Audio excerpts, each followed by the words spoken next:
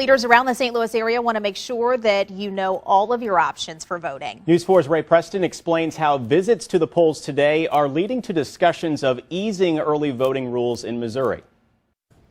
It is another busy day here at the St. Louis County Government Center, and among those showing up at the polls today is a group of about 50 community and elected leaders. After a prayer, and we pray that exercise of power will be for the right things in the right way, and a few words, several members of the group cast absentee ballots. Anything that suppresses your voice makes it more difficult for you to exercise your power as a citizen. If you're a citizen, you have a right to be heard. It was the second stop of the day for some.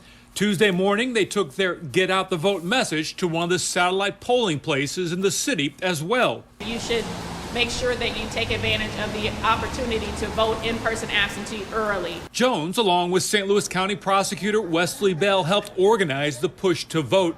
Missouri is one of only 7 states where a voter must check a box showing an excuse for absentee balloting. Many believe it should have excuse-free in-person early voting. Not having that, to me, is voter suppression.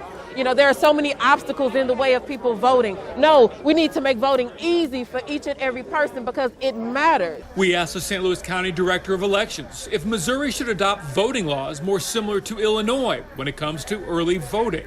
Well, there really hasn't been any appetite in the legislature the last several years for that. After this year, I don't know. We'll just have to see.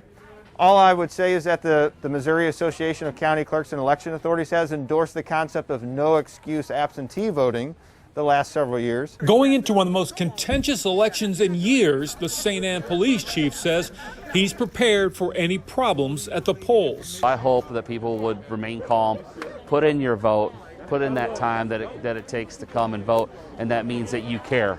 The line of voters continues to ebb and flow throughout the day. It has been this way for weeks now, and it is expected to only get busier between now and next Tuesday. In St. Anne, Ray Preston, News 4.